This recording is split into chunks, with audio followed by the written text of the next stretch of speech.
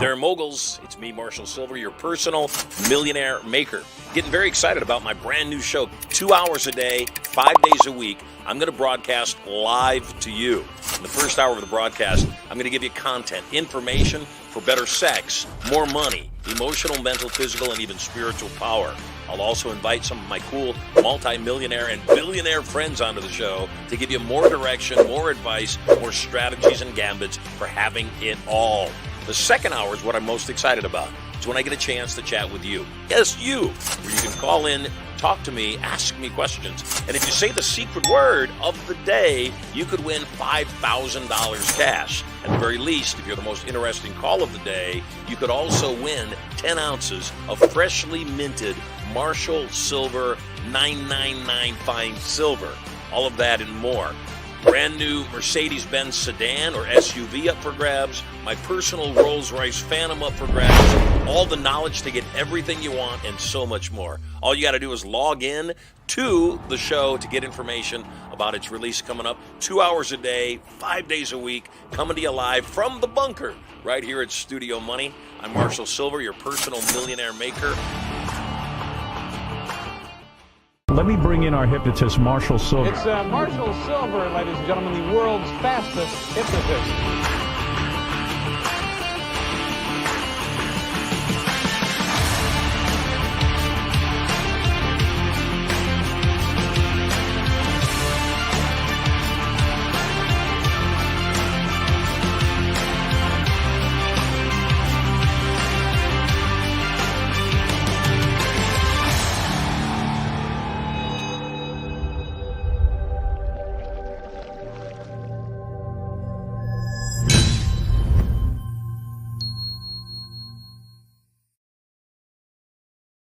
Hallelujah!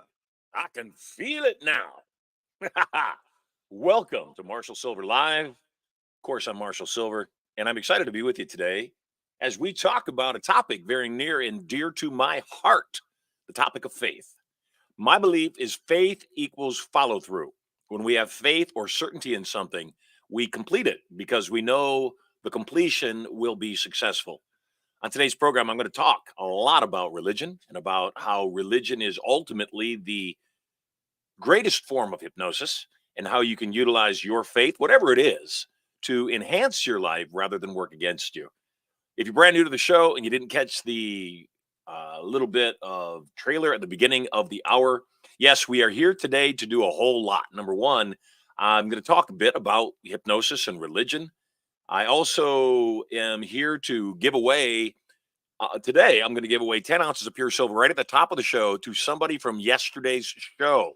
So we only got 2 callers on the show yesterday, and they were both amazing. We had Emily and we had Marcus, and I asked all of you to vote in the chat where you are watching this stream as to who you thought should get the 10 ounces of pure Marshall Sylver silver. And I don't know if you've been watching this.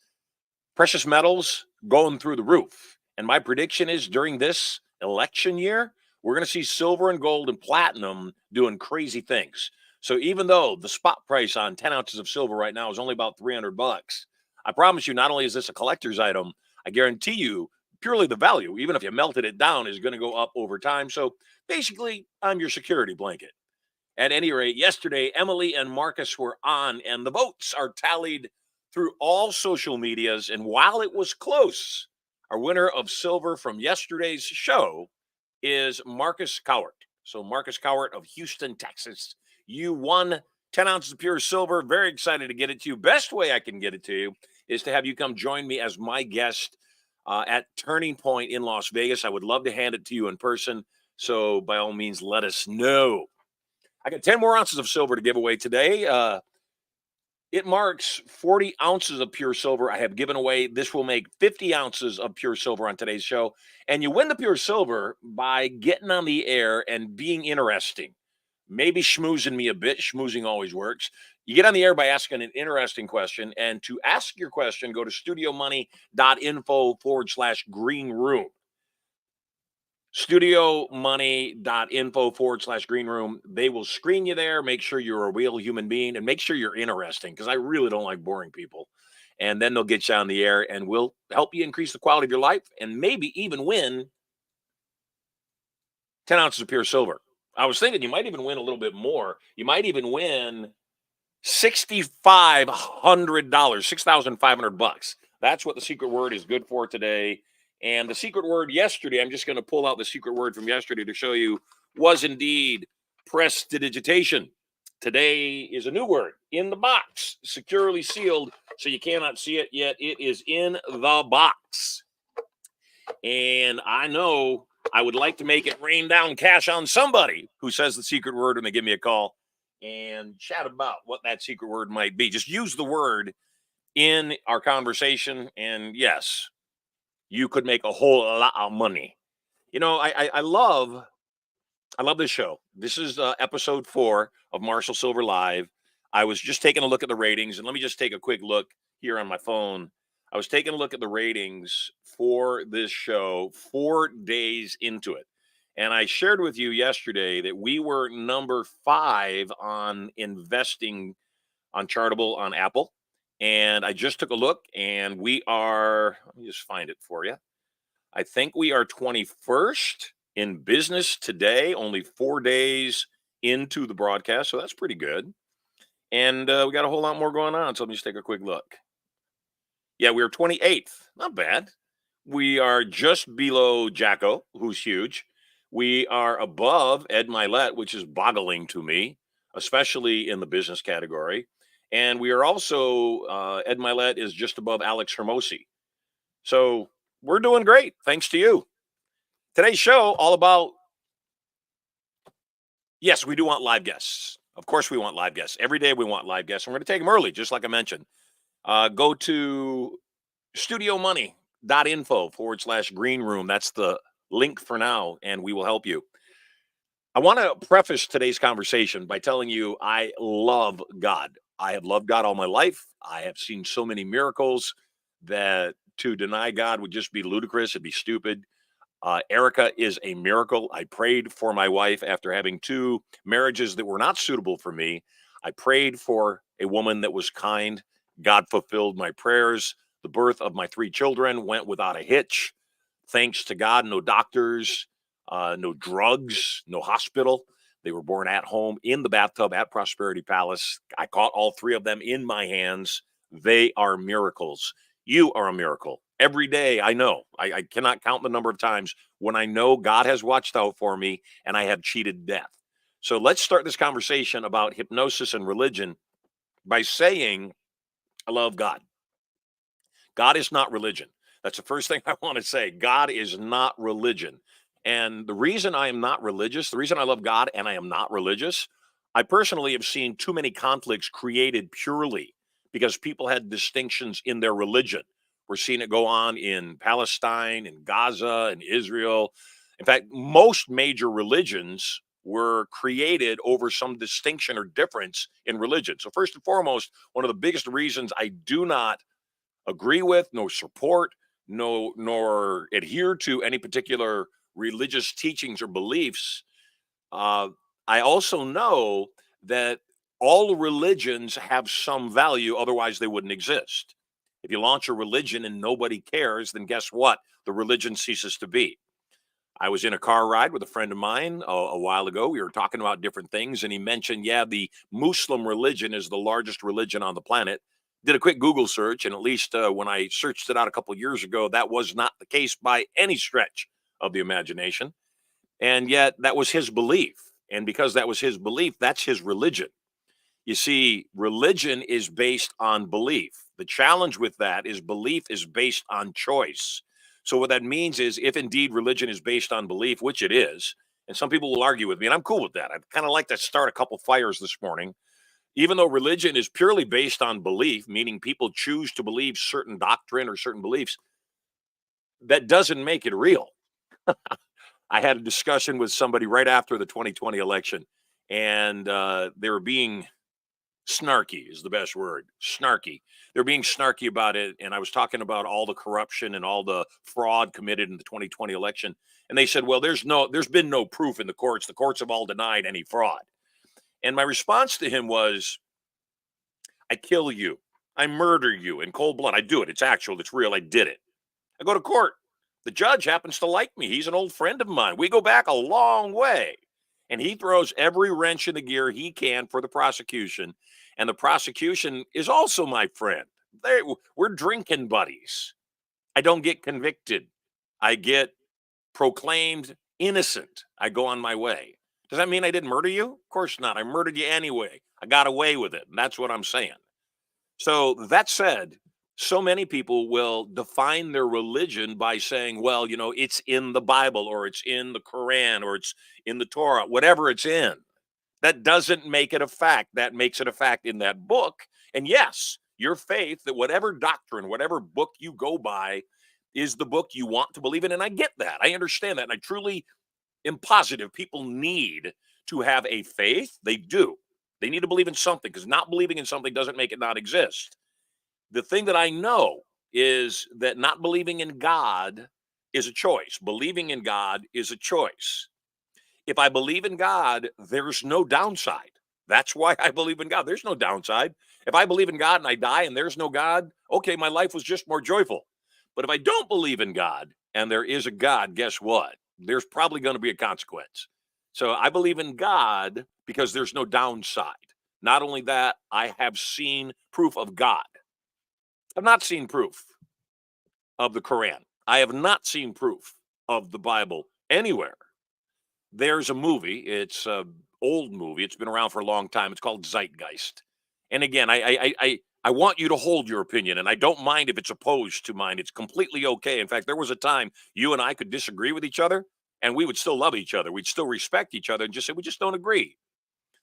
One of the things that I do believe, though, is that there are truths in all religions. And I think the biggest challenge for people is to find the common denominator truths of religion. What are the things that we see across the board in all different religions? And I think that's a good place to start, because it tends to, in my opinion, be that if you get agreement from opposing factions on anything, the thing that they agree on is probably the truth. So one of the things that all religions, whether you are a Satanist or whether you are a Baptist, it doesn't matter. All religions have something that is the center of their religion, their God. And because they have that thing that is the center of their religion, their God, that is a common denominator. That's an agreement. The agreement expires the moment they say who their God is and what their God stands for. But the fact that there's a God is a common denominator of religion and of faith. So I look at the common denominators and I say, okay, if they all agree on that thing, then maybe that thing is true. I have been guided by my mother, who passed in 2013. Absolutely guaranteed. In fact, I have a belief that our personalities, who we are, is genetic to a great degree, not just environmental, which I think is the ultimate transformer of human beings.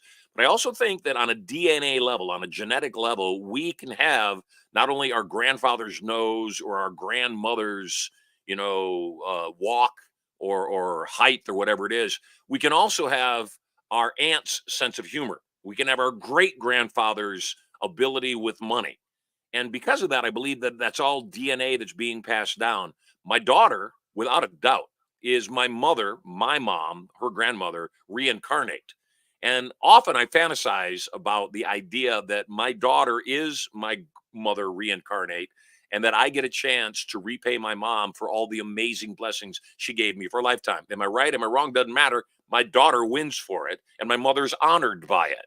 So the next thing I want to ask you about your faith, about your religion, is, do your beliefs serve you?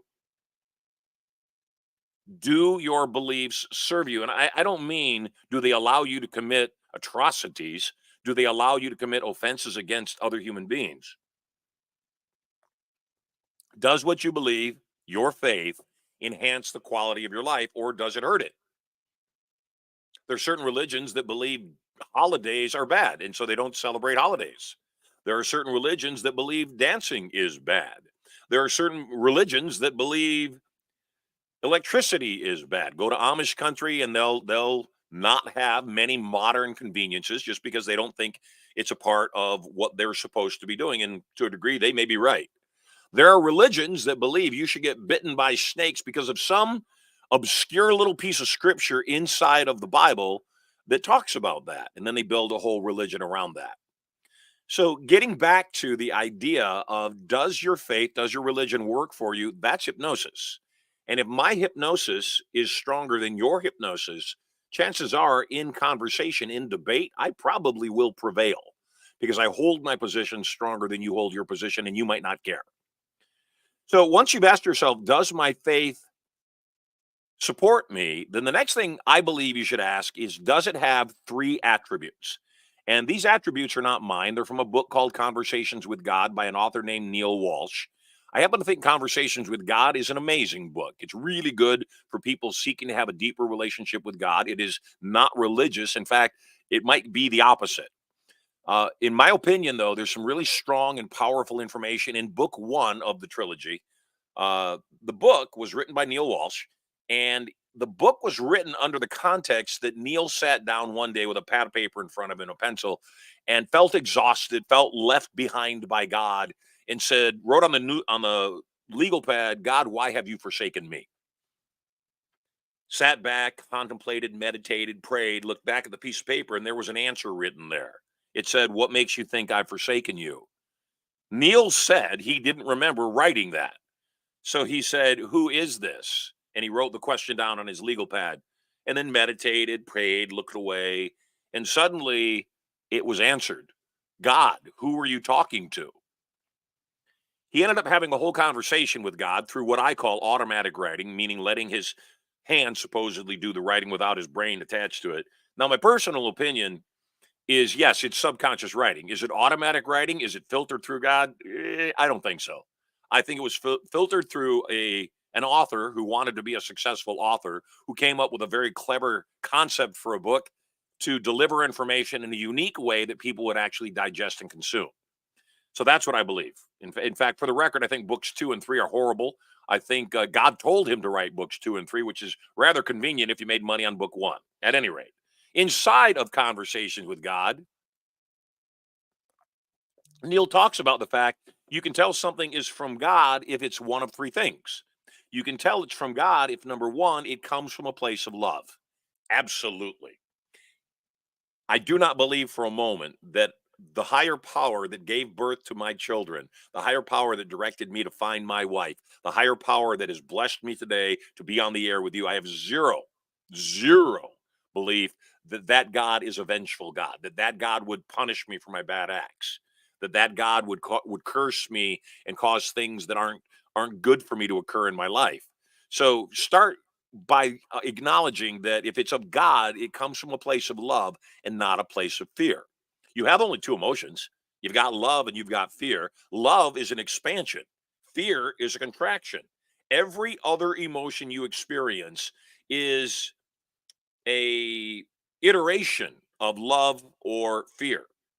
Let's say I procrastinate. Well, procrastination is a fear that when you do what you do, it won't work well. Otherwise, if you were guaranteed certain it would work well, you'd actually finish it. On our first broadcast, I mentioned that I am on a path to go back to 199 pounds. When I went through my open heart surgery, I gained 65 pounds in 2 months, and it wasn't fun for me. I have had a heck of a time figuring out what's going on with my body. And ultimately, at the end of it all, I just decided, you know what, let's just deal with this, not like you had an open heart surgery, deal with this as if you're fat. And I have changed my eating habits. I've changed the window. I am doing intermittent fasting. I'm changing what I eat, how I eat, everything. And on Monday, I was at 250 pounds, going back to 199. Today, I stepped on the scale and I was hovering between 247, 248. So it's been a phenomenal week. What's the purpose of that? An object in motion stays in motion because I love myself and I want to present the best possible human being I can to you, my listeners. I'm going to do whatever it takes, including whatever it takes to make my body change. I woke up this morning, yes, stepped on the scale, was extremely happy because I have dramatically decreased the amount of calories I'm eating. I didn't feel good when I woke up. I felt nauseous. And I won't eat until after the broadcast because that's my window for intermittent fasting. But I'm doing it from a place of love, not a place of fear. I'm doing it from a place of joy. And because of that, what I'm doing is finding a way to love being hungry, love enjoying the state that other people call hunger. So if it's of God, it comes from a place of love, not a place of fear. It's going for more, not going for less. If something bad happens in our life, it's not, in my opinion, something that God made happen so we would learn a lesson, that He's up there playing this game of chess to get us to come to a conclusion that would love this higher power more. Because imagine a higher power so very insecure that they need us to praise them and acknowledge them and speak their word. I don't buy that. It's not true. It's not a fact. It's a book. The second thing Neil talks about in his book, which is a good book, not the good book. The second thing Neil talks about in conversations with God is if it's of God, it comes from a place of joy.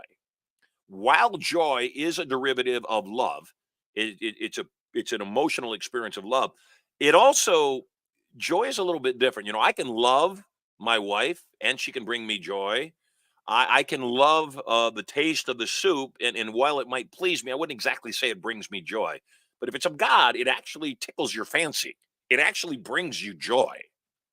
And then last thing is, and this is really important, and I think a lot of people miss this piece. If it's of God, guess what? It's the truth. Now, some people say, "Yeah, well, your truth." Yeah, when you and I get to be great friends, and I know that we will be, one of the things I want you to know right up front, because it will help our relationship, I am massively ADD. And I didn't realize what that was till somebody gave me a label and said, attention deficit disorder. I would be labeled ADD. There's zero doubt. If you tell me something, I'm going to get it really quick. And when I get it and you keep talking, I'm going to look at you and I'm going to say, got it. And I'm going to smile at you. And if you keep talking on the same topic, I'm going to say it again, got it. And if you keep talking, I'm going to glaze over and I'm not going to be present with you, nor am I going to listen to you. I already got it. What's the point?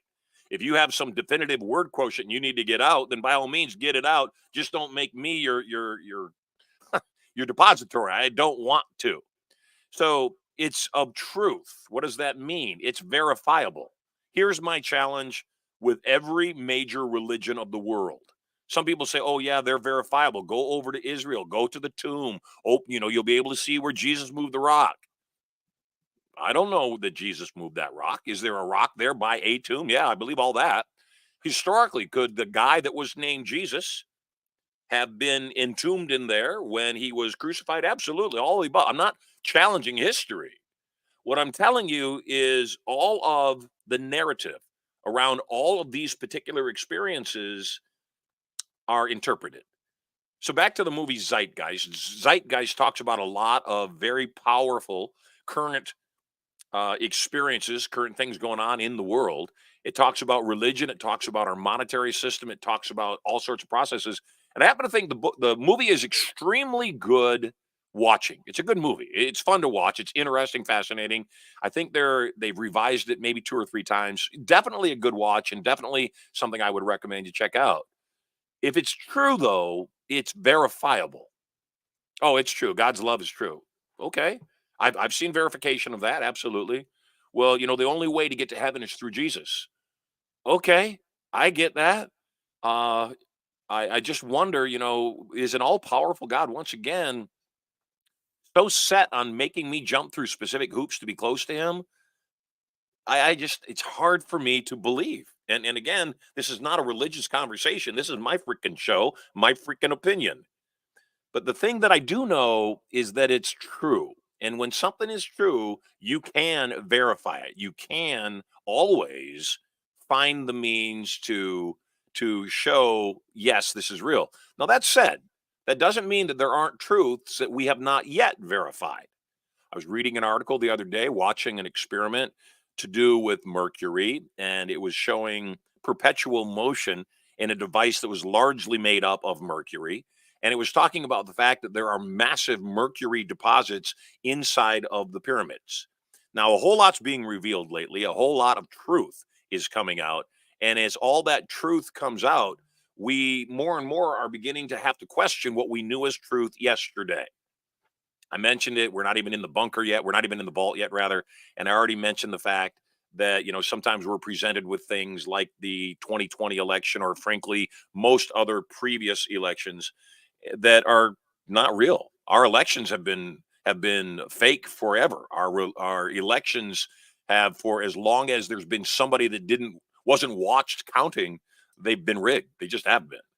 And anybody that believes otherwise just isn't paying attention. The distinction now is we have communication like this. You and I can talk. You and I can interact. If you hold an opposing belief and we're respectful of each other, we can keep considering each other's opinion until finally there's going to be not just agreement. That's not enough. Verification. When a friend of mine was one of the poll sitters down in Detroit, Michigan, watching the polls, got kicked out at 10 o'clock by all the Democrats. And she was neither. She was impartial. She wasn't Democrat. She wasn't Republican, but they kicked all non-Democrats out of Cobo Hall down in Detroit. She was one of them. They said, we're going to stop counting ballots for the night. We're going to start counting at 6 a.m. again. Kicked everybody out that wasn't a Democrat at 10 o'clock. She went back to her hotel room and felt uneasy, woke up at 2 a.m., put on her hoodie, walked back to Cobo Hall, and she expected to see it empty because that's what they said. They were going to shut the doors, lock it down overnight. She went back, walked in because nobody questioned her because she wasn't partisan. She walked in, and at 3 a.m., a whole bunch of boxes started coming in through the back door. And she said she thought it was weird because it was the back door, and no other boxes of ballots had come in through the back. She said the other thing that was fascinating is the trucks that pulled up started unloading the boxes, and every single cardboard box was labeled votes for Joe Biden. That's fact. She has video. I watched the video. And yeah, there's deep state fakes. It's hard to tell the truth on anything anymore, except this wasn't a deep state fake. It was my friend's phone video, and I watched the boxes come in, and I saw the markings on the boxes, and she showed her watch. It was 3 a.m. So, once again, let's get to verifiable. Back to religion. My wife doesn't hold the same belief that I do. She happens to be a devout Christian, loves God and Jesus very, very deeply. We hold different opinions. I respect her. She respects me. She is active with the church, and the church she belongs to is an awesome one. Really good at spiritually feeding people, taking care of people. So I don't have a challenge with my wife being religious, even if I am not, because it works for her. So that's the final thing, that I want to ask you. Not only is it working for you, does it work in your world?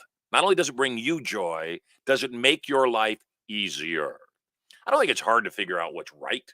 I don't think it's difficult to figure out that what the 10 commandments say: thou shalt not kill, thou shalt not covet, thy neighbor's wife, thou shalt not steal.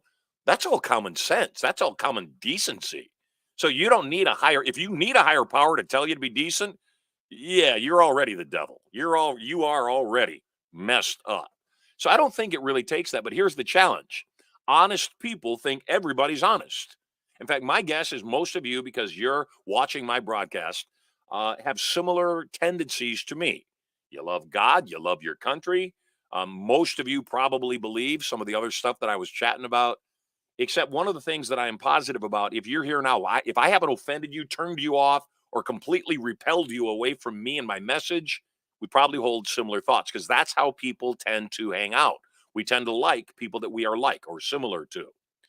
So that said, do your beliefs support you in the rest of your world? Is it helping your world be easier?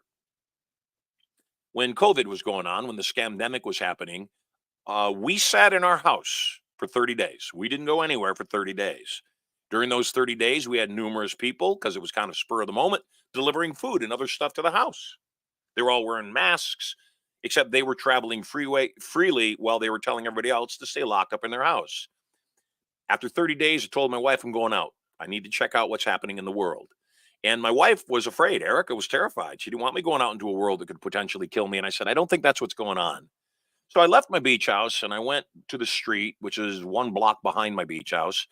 And there were people on bikes and walking and jogging and doing everything. Some wearing masks, some not. I went to a local seafood market, walked through the door, 3 guys standing there. They were all working. None of them had masks on. They all had masks around their neck. When I walked through the door with no mask on, all 3 of them pulled their masks up. And I'm thinking, okay, so they're protecting themselves from me, because they didn't have it on before I got there. I walk into the market, suddenly they pull their masks up. I walked over to one of the guys and I said, I saw you weren't wearing masks when I came in. Now you're wearing masks. Are they required in here? He said, no. This is early on. He said, no, they're not required. I said, so why did you put your mask on when I walked in here? I have no signs of being sick. I'm not coughing. I I'm healthy. Why did you put your mask on? Well, we don't know you. Ooh, what a scary thing that our powers that be, our government wants us separated from everybody else, wants us to be cautious, wants us to be fearful of our neighbor. That's religion. Government is religion. So the ultimate thing I want you to know is that the word that is most important to me in this whole discussion is one of the other common denominators. So one of the common denominators is there is a deity, an entity, a central focus of that religion that all goodness comes from. That when you please this entity, this deity, this particular central focus of attention, that your life gets better. And if you don't do things favorable to that entity, that deity, that focus of attention, then your life will be cursed. Again, I have a hard time believing that my Buddhist friends in China are going to be cursed because they were born in China and there's a lot of Buddhism. I do not believe for a moment my Muslim friends born in the Middle East are cursed because they were born in a particular part of the world, any more than I believe that my Christian friends are going to be blessed because they were born in a particular place, in a particular family, with a particular ideology. I don't believe that. It's not true. And any higher power, any God that would need that is not a God that I would want to worship in the first place. There is one, though, one thing that's very common to all religions, and it's a word. And I want you to write the word down because it's the word for you to learn today. It's not the secret word of the day. Secret word of the day is in the box, and the secret word of the day is not God. You know, although God did certainly create whatever higher power created everything, and I do believe that is true. That higher power, though, isn't gonna create a you know huge amount of blessing in your life just because you voted for them, and somebody else is going to be cursed because they didn't vote for them. They're not going to rain down upon you blessings or give you a hurricane of cursed storm just because you don't know them well. But the word is enlightenment. Enlightenment. What is enlightenment? Living in the light, living in the truth, living in love, living from a place of joy. To me, that's enlightenment. So the lesson for today is 4 steps to enlightenment, 4 steps to living in the light, 4 steps to being in truth. And here's step one. Step one of enlightenment: forgive everyone, especially yourself. One of the most powerful pieces of scripture that I believe can impact everyone's life is forgive them, for they know not what they do. And I don't believe that people forgive and forget. I don't think that's possible. I do believe that it's a choice, though, to forgive and choose to remember no more. I don't forgive other people to make their offenses against me acceptable. I don't forgive other people to make what they did to me right. I forgive other people to take away the power that they have over me. And so that thing that they did, that offense, doesn't define my life. I forgive myself especially because if I don't forgive myself, guess what? Since what we focus on expands, since uh, we tend to go where we're headed, I tend to focus on the things that are working in my life. I tend to stay top of mind on things that I want and simply let go of the things that I don't want. Step one, forgive. Step two, toward complete and total enlightenment, surrender and find your life perfect. Because finding your life less than perfect is a waste of your time. I'll say it again: surrender and find your life perfect. Because finding it less than perfect is a waste of your time. It is what it is. And I know that's very zen, yet it's true. I can be upset that my flight is late and that I'm going to be delayed. I'm going to miss my connector. Or I can decide that God just protected me by making my flight late, avoiding a flock of seagulls, making sure that I ran into the love of my life or my next business partner because my flight was late rather than because it was some inconvenience to me. So once again, finding your life less than perfect is a waste of time. You must appreciate where you are now because where you're at later will be where you're at now then. So if you go from a series of being upset about where you are, fighting the circumstance, always in a battle for what's going on around you, then you're never going to win. So surrender. It is the most powerful skill in your tool belt of dealing with life in general. My head doesn't grow hair like other people. We had a phenomenal guest on yesterday, Cody Sperber. We've got some really cool guests lined up for the next few shows. Cody, at the top of the show, we were talking. I said, "How's your head?" And he said, "I went to Turkey. I got a hair transplant." And then he showed his head of hair, and it's gorgeous. It's beautiful. It's perfect. One of the things that I'm positive about is that you don't have to do something. You can do something. You don't have to do it. He didn't surrender to his receding hairline. He said, "I'm going to do something." I did surrender many years ago. I saw friends with bad hair replacements, bad hair transplants, and I just said that's not a path that I'd like to go down. And even though Cody looks gorgeous, Cody's level 40. I'm level 61. At this point, meh, I don't care. My wife loves me. My kids love me. I'm okay with it. So I have surrendered to the state that my scalp is in.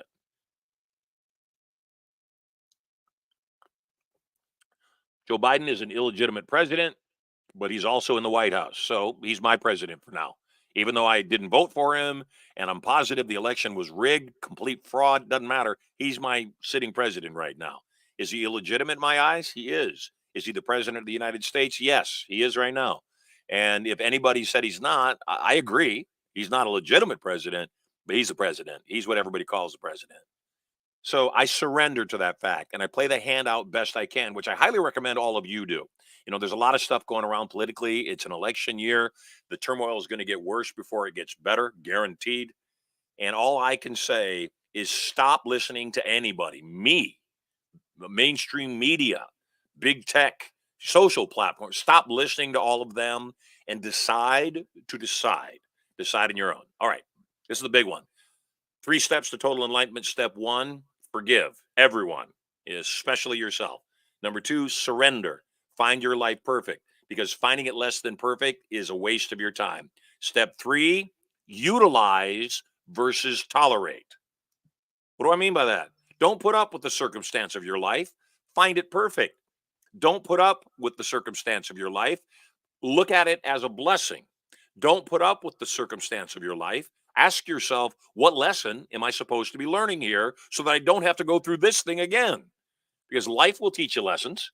The lessons will get harder until you've learned them. And you'll know that you've learned your lesson when you finally change your actions and produce a different result. When you do step 3, when you become a master of utilization, taking anything you got going on and making it better, you will be one step closer to the 3rd step of enlightenment. I love my wife, and my oldest son, Sterling, has taken after my wife. She can make a meal out of anything. Erica can go to the refrigerator and there's an avocado, half of it's rotten, so I'll just cut off the part that's rotten. There's this over here, there's that over, and she'll make the most spectacular meal. My son Sterling has that gene. He made Valentine's dinner for us last night. It was exceptional. It was awesome. Same thing for him. He just goes to the refrigerator, says, "We got this, we got that. Yeah, this is what I'm going to make." 12 years old, about to turn 13. So when you're making a meal, you don't get upset about what's not in the refrigerator. You might say, "Gosh, sure wish I had this other thing," except you don't. So you make your meal out of what's there. That's utilization. I'm on this show right now, and we're coming to you from the bunker at Silver Sands. I'm at the beach house today. And while I'm looking forward to having a complete production studio like CBS or NBC or Paramount, a complete production studio where we can do film and video and live broadcasts and podcasts and live shows, kid show, magic show, my hypnotic show, other performances, lives. While I'm looking forward to that time, you're important to me today.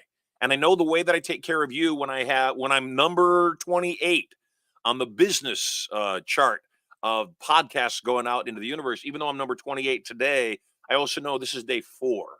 I'm number 5 on podcasts for investing. This is day 4 of our broadcast, episode 4 of our broadcast. And I know that the longer we do this, as long as we keep caring, putting out great content, the more it'll grow. So the 4th step in total enlightenment is to, once you have, number 1, forgiven everyone, especially yourself. Number 2, start surrendering, finding your life perfect, being in the present moment, not in the past and depression, not in the future and anxiety. Step 3, utilize versus tolerate. Step 4, serve others. Thank you, God. Thank you so much for my life. Thank you for the best decision I ever made, my wife, Erica Sylver. Thank you for my 3 amazing children. Praise you, God, for getting them here healthfully and safely through their births, all the way through these years of their lives. Thank you, God. Praise you for this opportunity to be on this show right now, helping other people. Because you see, that's what happens is once your own life is handled, once your blessings are so great that you've got more abundance coming in because you're utilizing no matter what comes in to go for more, there's only going to be one thing left to do. That thing is to serve other people.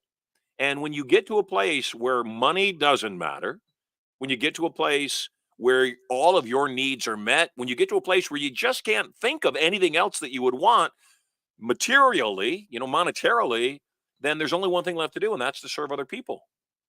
My wife and I, we have a very interesting agreement. We don't really buy gifts for each other. And let me clarify that. We don't buy Christmas gifts. We don't buy birthday gifts.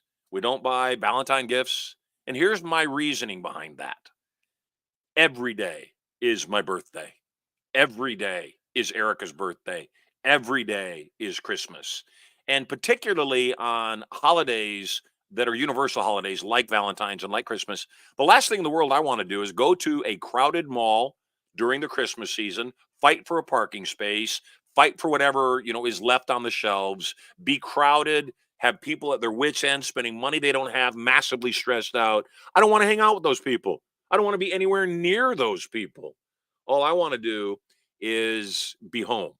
So to take the stress off me and the stress off Erica, I told my wife, don't buy me gifts. I said, if we want to go shopping after Christmas when everything's on sale in January, second week of January, where everything's on sale, that's what we want to do. Valentine's Day, same thing. I saw something the other day. Some guy was at a restaurant and he was throwing a big stink. The waiter came over and gave his wife a rose. What are you doing hitting on my wife? Oh, no, sir. We do it for everybody. Oh, it's Valentine's Day, sir. Well, what are you doing? You can't give my wife flowers. I give my wife flowers. I bet you, there's a lot of people angry in here. I'm paying 3 times the amount I normally pay in your restaurant. You added 15 tables. It's crowded as sin in here. That's Valentine's Day. So Erica and I, we celebrate Valentine's Day a week after Valentine's. Here's why. I can walk into a florist shop 5 days after Valentine's Day, and I can buy all the roses they didn't sell for pennies on the dollar. Every single balloon, Happy Valentine's Day 2024, every single one of those balloons and cards is basically free because the date already went by, and the florist is going to throw all of those away. Remember the first time I walked into the florist shop 5 days after Valentine's, and I said, I want to get a dozen roses. She said, oh, somebody's in the doghouse. I said, no, actually, we don't celebrate on the day everybody else is hypnotized to celebrate. We celebrate on the day we choose. And it works out really better for us. I said, how much for 2 bouquets? And she looked at me and she said, you can have the whole shop for $500. 40 dozen roses, every balloon, every card. What a mess. It was fun to do once, but a lot of flowers. So at any rate, when you start getting out of your own head, when you start getting into other people's lives, meaning it's not about you, it's about them, that's serving others. And when you consistently get out of your head and get into other people's lives, what's going to happen is when you start serving them, solving their challenges, you will have so much abundance in every area. People will look to do you favors. People will remember you when something fortunate comes up. You're a real estate investor and you have a attitude of service like my friend Dustin Bauer has. Guess what? Because you're such a good man, because you love human beings, because you're always looking for ways to increase the quality of other people's lives, like my friend Jordan and Amanda, when you do that, the world wants to bless you back and you're going to start getting more abundance. How cool is that? So we're going to start taking your calls here. Going to enter the vault very soon. If you want to join me in the vault, studiomoney.info/green room, studiomoney.info/green room. go ahead and go to that website. It'll have a short form for you to fill out. Fill out the form. Tell us what you want to talk about. Tell us how to get a hold of you. And my call screeners will reach out and find out what you want to talk about and see if it's suitable to get you on the air. Love people. Absolutely adore human beings. The final thing I want to say about religion is, once again, total enlightenment is the ability to serve others. In that process of serving others, one of the first adages needs to be, judge not lest ye be judged. And the reason that I don't judge people, I don't care if somebody's out of shape.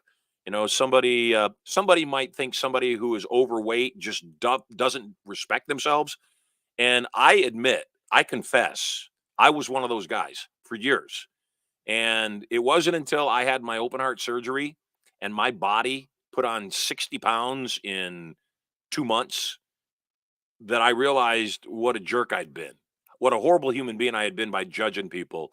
Because Lord knows it wasn't a bad habit that got me to the state that I was in. Something changed in my body when I had the surgery. Now, that's not an excuse for not being healthy. Absolutely not. That also, though, is an element that if I was looking at somebody else in a similar circumstance, I might not have considered. So, that said, the other consideration about somebody is they might actually like weighing more than you like to weigh. See a lot of people burning it at the gym, looking rather ripped. And I acknowledge that looks great. That looks amazing. Stay in good health. But if you're ripped to the extent that you're broke, if you're spending 3 hours at the gym and not taking care of your marriage, if you are so focused on yourself that your kids don't know you, it's not worth it. You're also going to go through stages in your life where you're going to change, where things that are important to you at one point won't be important to you at another point. When I was on stage every single day in Las Vegas, yeah, I was a ripped 185 pounds, absolute shred. I'm not on stage every single day. My values have changed. I've got 3 babies. I'm sitting here. That doesn't mean I don't want to be healthy. But I also know that I have no judgment over anybody that chooses to have a different type of body. In fact, more than anything, I really seek not to judge other people, because the moment I become judgmental, guess what? I judge myself. The moment I start judging other people and I have that judgmental spirit, then guess what? I'm going to be really hard on myself too.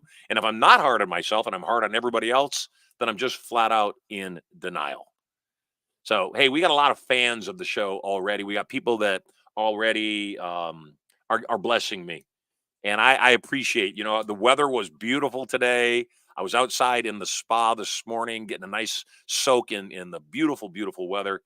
And I was on my phone and I'm looking at weather around the world, looking at snowstorms going on in some locations, looking at rainstorms going on in other locations. And, we were talking about a trip to the Philippines this year. My wife is half Filipina. I am half Polish. And she said, where do you want to go this year? And I said, I want our major trip to be either the Philippines or Poland. I want our children to know their heritage. And she said, great. And she was looking at when to go to the Philippines. Certain times of the Philippines, obviously, there's massive, massive storms going on, absolute hurricanes, and really bad weather. So we want to avoid that. And I think of that kind of like life. Is that sometimes people don't realize that they're traveling right into the storm. They're traveling right into places where they're going to be damaged. And for me, I like things peaceful. I don't like to be. People will come to me and say, I have a financial challenge for you. And I say, why bother? Hey, a good relationship has a little bit of fighting in it. Oh, no, actually, a good relationship has no fighting in it. And I wouldn't have known that truth had I not had a good relationship ever. But a fish doesn't know it's in water. Sometimes people say making money is really hard. It's not hard for me. I hypnotized myself a long time ago to be a multi-billionaire, even if the money's not yet deposited. And so I view the world as a game. I don't get upset when my dollar amount is one versus another amount. All I do is say, okay, if the dollar amount is $1 billion on my 65th birthday to give to my beautiful bride so that I hit a benchmark, that's all well and good. If a dollar amount is some dollar amount because I just want to be that, I want to be a millionaire. What if you could have everything a millionaire had, but still be broke? Would you be okay with being broke? Well, when people look at me funny and say, no, I want to be a millionaire, I say, there's no point in being a millionaire or a billionaire unless that thing allows you to do something else. And sometimes you can bypass the thing you want to do. You can bypass needing the money and just do the thing that you want to do. So at any rate, once again, we're going to go to the phones very quickly. I have 10 ounces of silver. This will be 50 ounces given away in total. We gave away 10 ounces last Friday. We gave away 40 ounces so far. This will be 50 ounces. This will be 50 ounces today, rather. Bad math, but 50 ounces today. So if you'd like to win the silver, by all means, go to studiomoney.info/green room. Get in the green room, and I would love to be able to do that. In addition, every single person that is in the vault with me today is also going to receive 2 tickets to come join me at Turning Point Live. The tickets are worth $3,000 a piece. So I see Joanna Johnson there.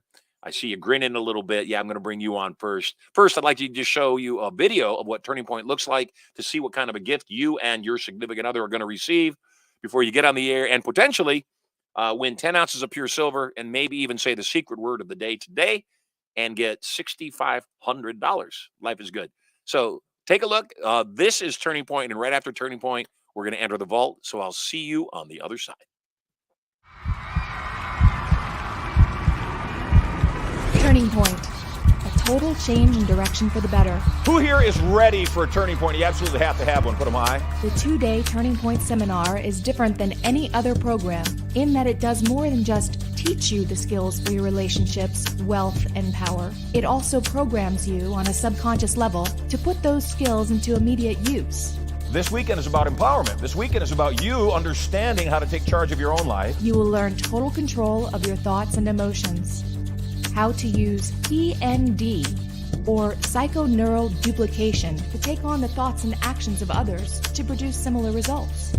Whether it's losing weight, changing habits, being a millionaire. When you think what a millionaire thinks and you do what a millionaire does, you'll produce similar results. You will learn to program these powerful tools at a subconscious level for immediate and lasting results. Your conscious mind is what's called your critical factor.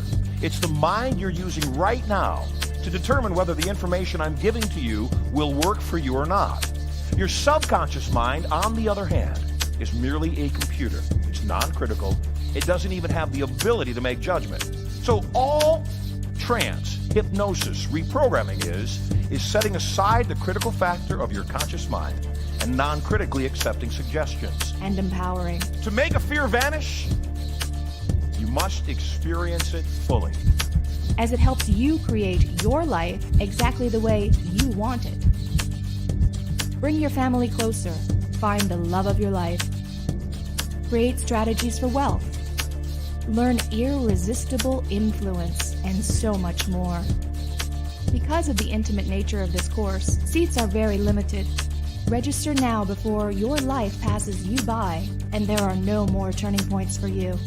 Tens of thousands of people have learned this information and are using it daily. You don't get angry if you get fired from your job and you know that within 2 years you will be a multi-millionaire. It's your time. There's a way for you to win this game that is different than how you're doing it, and it works. It's your life. When you learn how to do that, you become more powerful, and power is for use. It's your turning point.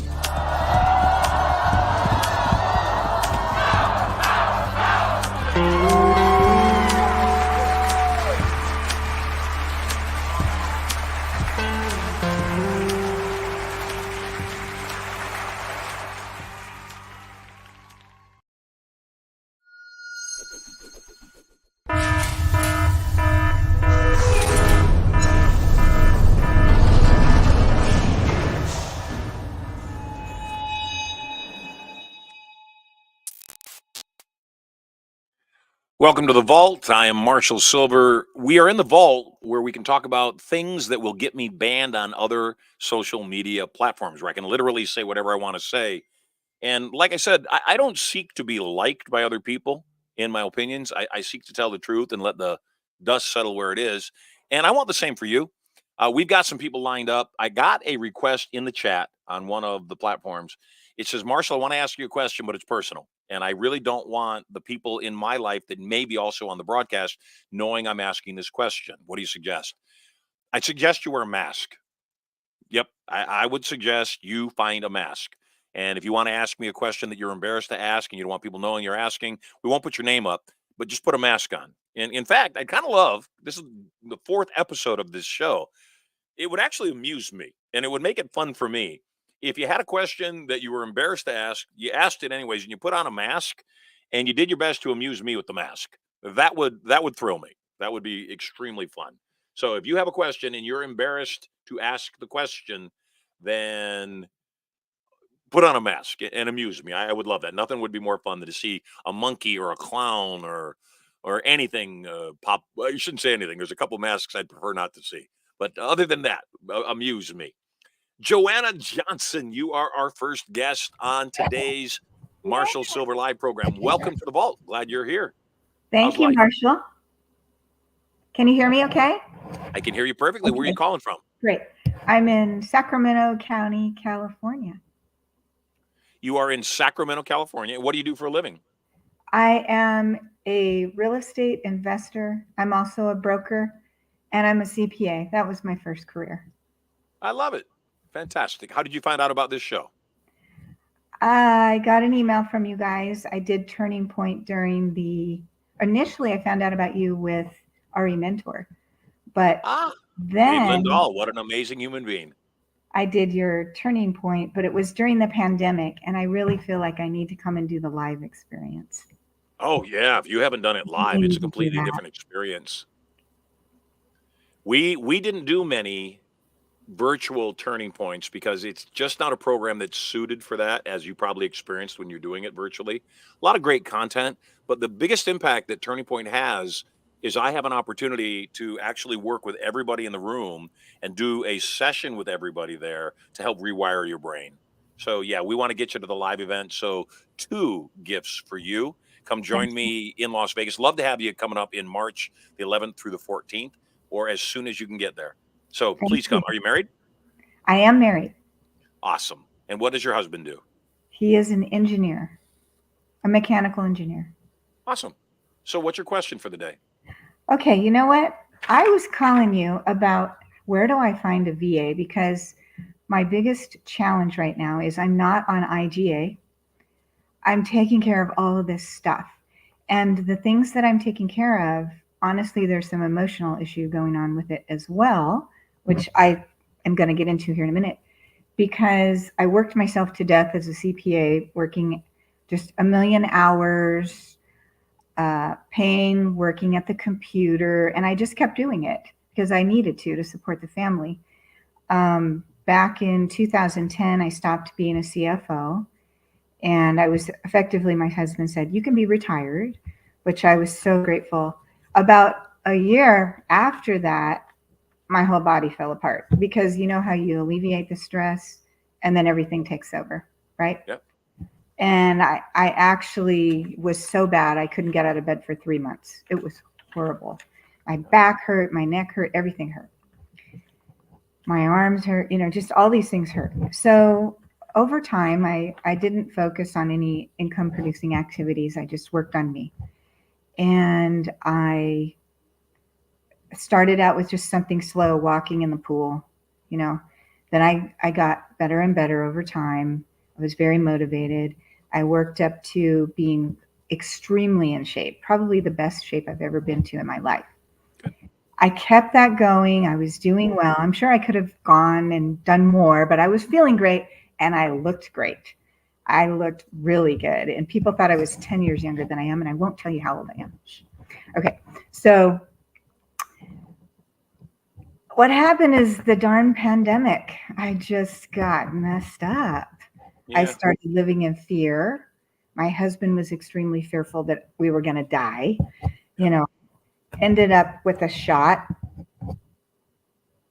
A lot of it was because he wanted me to, because he was afraid I was going to die and I couldn't put him through that anymore. Got really sick from the shock. I won't go into too much more of that because it was just horrible and felt like I was going to die. Anyways, after that, I was like, yes, let me get back into my real estate investing and get going. But what I've had a challenge with since 2010, and even though I got better, for a while there, I couldn't even sit at a computer for more than 10 minutes, 10 to 15 minutes. And everything we know is on the computer these days, right?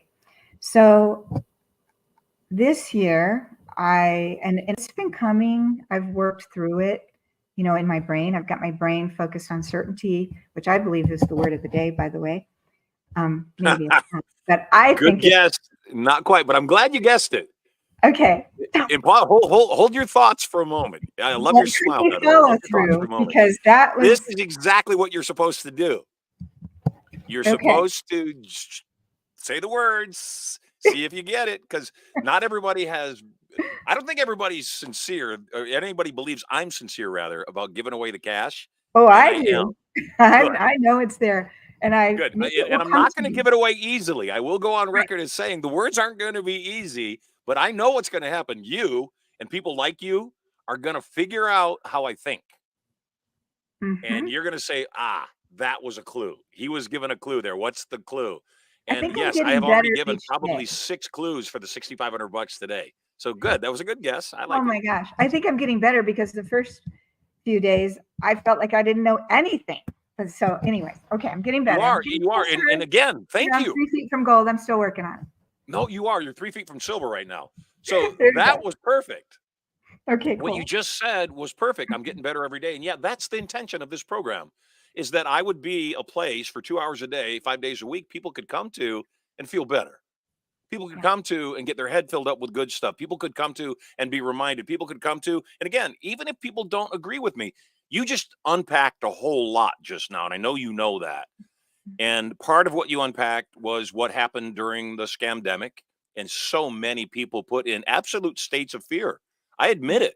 I I don't didn't think know I've what ever was been going that on at first. fearful, Marshall, in my life, except for, a few times when like an potential auto accident or something like that. But this was long-term sustained fear. It wasn't It's just like, exactly oh what my our gosh, I government almost wanted us to do. died when that car almost smashed me or something like that. This was, and it has taken a toll on me. I was listening to a neurologist, I don't know her name, on a podcast last night. She was talking about how you get too much cortisol with sustained fear and it can actually produce belly fat. And that's what I have right now that I have not had in my life, except when I was after pregnancy for 6 months. Okay. Yeah. But and I'm going, and so, okay, my mindset now, because I listen to her as well, is, hey, you know what? I can eliminate this stuff.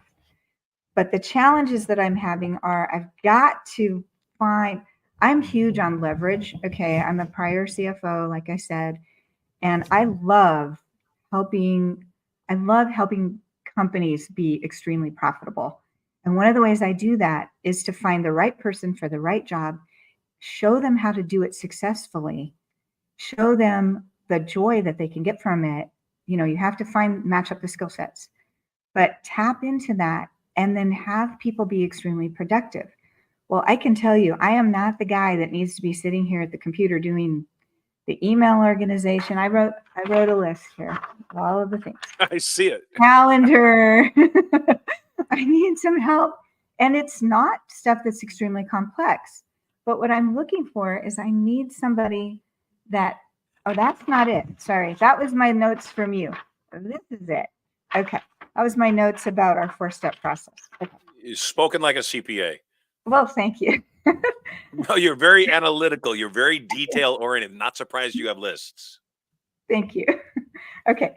So, I need somebody that's trustworthy that I can build a long-term relationship with that is going to be my key team member. I need somebody like that. I need somebody that can do not only the calendar and the email, help me with my lead gen stuff. Okay, here's my campaign. Can you send these things out? Manage my CRM, knows social media, knows all of the 365 stuff, Outlook, Microsoft 365 stuff, all that. I need that person. I heard you say the other day that you know where to go get that person. So that's what I was calling about. But that's my little thing. Okay, my big thing that I'm calling about over here is, as I was writing this out, I'm going, my big problem is, and I've done pretty well. I'm going to pat myself on the back a little bit. Okay. I've done pretty well because I know that way back when I couldn't even sit at the computer and I was in so much pain, I was just thinking about it over and over and over. It was making it worse. So I reprogrammed my brain to not associate sitting at the computer with pain. Okay. Yep. Unfortunately, after I do sit there for a little while, or, sometimes it's a couple hours, could be 3 or 4, not usually 4, mostly 2, I'm in pain. And then I can't think the way that I want to because I'm spending so much time and energy trying not to think about the pain. Then I go through some days I'm better at managing it than others. Yeah. But I'm trying to lay it all out so you can see the problem. All right. So I'm reliving it.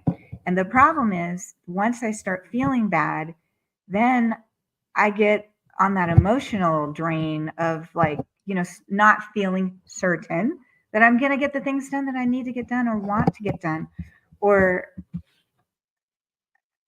get my investments working, or I have a couple of other businesses that they're going to work. And so I feel like I get so frustrated and stuck. Okay. But again, I step away, I regroup. I'm like, nope, don't think that. Get your focus. I'm doing pretty good with that. But the other challenge that I have is when I get wound up, I'm going to call it. Okay. Mm-hmm. Now I'm not sleeping sometimes. I'm not sometimes. It's most of the time. I went to the gym 2 days, Tuesday, Wednesday, Monday, Tuesday. Wednesday, I couldn't go because I had to do something with my mom for Valentine's. So that's okay. But I went to the gym 2 days in a row and worked out for an hour in the pool. I slept so good. I didn't wake up thinking about all the things I need to do, should do, or get frustrated about those things. And so I want my paradigm, my identity. I don't want to be that guy. And I did it for 2 nights. Last night, there I go again. I'm thinking about all these things I want to do and wasn't feeling quite as certain as I would like because I was, when you're kind of asleep and your subconscious is going, at least for me, I'm not on my game of going, okay, I'll have times where I'll say, don't think about that. That's stupid. You need to be sleeping so you can be regenerated for tomorrow. But I'm not on my game, I'm going to say. Sure. So I get up sometimes, but I need help with this. This is my biggest thing. But I still like to get that VA so I don't have to worry about being at the computer all the time. Got it. So you asked me about a VA, but you also talked about a whole bunch of other things. And you said that was my little thing. What was the big thing? Well, the big thing is being certain. I heard wanting to sleep inside of there. I want to sleep. I want to be certain. I don't want to feel like I'm living in this roller coaster of pain, trying to do the things that I know that I need to do to make my business successful. Then let's make the first shift I want you to make is I'd like to continue the conversation with you telling me what you want, not what you don't want. Okay. You can't get what you want by defining what you don't want. Yes, I agree with you wholeheartedly. Okay. What I want is to completely eliminate, or no, I'm not saying it right. What I want is to feel good all the time. I want to feel like my best physical self. I want to feel like I used to when I was younger before I had these issues. I want to be continuously feeling the magic of being me and being able to share the gifts that I have with other people without the bothersomeness of those things that I mentioned to you. I mean, the pain, the physical pain. I want to be able to really just enjoy every day and have the energy and the peacefulness in the body and the spirit to enjoy every day of my life. I have everything I need to live a great life. My finances are in good shape. They're in great shape. I feel very abundant with all of the things that I know that I can do to help other people and that I do. I spend a lot of my time now just trying to help other people do what they're trying to accomplish. And I do the same thing when I work with businesses and in real estate. And so that's what I do all day is I work on doing that. And I want to have that energy and feel good all the time doing that. Let's dive in. I also want to get rid of this belly fat and be back in shape. Yeah, let's dive in. Yes. I feel bad for your husband. and everybody else that was forced in a position to have to take the jab when they didn't want it and keep their job. I remember there was a huge thing about Southwest demanding that all of their employees get the jab, and that people were quitting. They were saying, I'm not going to get the jab. And they were quitting. And eventually, Southwest Airlines had to reverse their position and say, you know what, we're not going to make it mandatory, because they were losing all their employees. Mhm.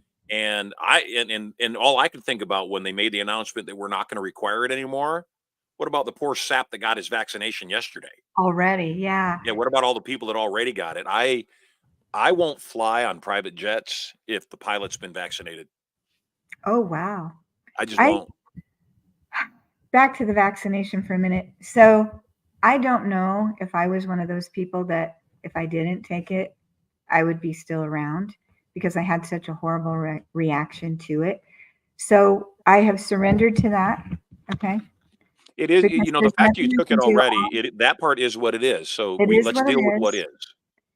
And I have to believe, because of my beliefs, I thought it was wonderful when you said it, that I actually am that person that chooses to believe that, hey, if something's not going the way I think it should be, there's a bigger reason why. So Yes. I don't know what that reason was, but So I do. uh, you know, I do. Everything that you're telling me points to the fact that you did your time as a CPA. You've done your time in front of a computer, and that this stage of your life, you're reclaiming your life, you're reinventing yourself. And that part of that reclaiming of your life is a completely different profession. You're dabbling inside of real estate, you're playing inside of real estate. You said everything is good. Thank goodness that you have the ability to shift. And now, ultimately, what's the rest of your life look like is the question. How long yeah. have you and the husband been married? Oh my goodness, since 1982. How cool is that? So It's so 82, cool. that'd be 18 plus 24. That'd That's be about what? 41 or 2, 44 right? years. Yep. Oh How my cute. gosh, I've lost track. So yeah, Yes, that'd be 44 years. in April it'll be that. I So think you were 5 years old when you got married, huh, girly? exactly. That's what I see. I'd let the cat out of the bag about that. I Yeah, yeah, we got wasn't it. going to do that. So you're at a reinvention, and that's where you are. And the good news is everything in your life is perfect. The question is, what do you want? I want to answer the first question because that's an easy one.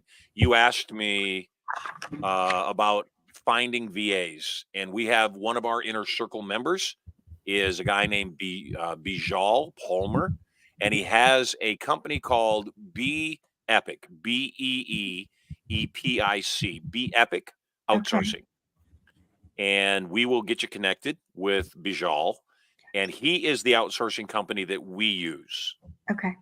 So they Fantastic. take great care of not only you, more importantly, and most people don't realize it's more important, they take care of their VAs. And so they've I got really good quality, happy people. They're all VAs in the Philippines, Okay. That's and what I'm looking for. they Good. are remarkable. They're just good people. Not all VA firms are the same, but they're I perfect. know. Back to you though. When you were a CPA, you worked for somebody else, correct? I did mostly, yes. I worked for large firms initially, and I was in tax and audit. Yep. And then I decided that I wasn't seeing my child enough, because you work very long hours when you're in audit and Mhm. tax, mostly Yeah. audit at that point, because I switched to auditing. And I was auditing at, like I said, a large international company, and working in 35 different industries. And it was really interesting, fun. I loved it, to be honest with you. But Good. it took a toll on, the time. And so I left that and I became a CFO. And I worked as a CFO for 4 different And as companies. CFO for a particular company? Yeah, for a particular company, but 4 different. Whenever I'm the problem solver, so whenever I would fix it, I have to find another one. So just sorry. No, you're an I escape room I have aficionado. to be producing value.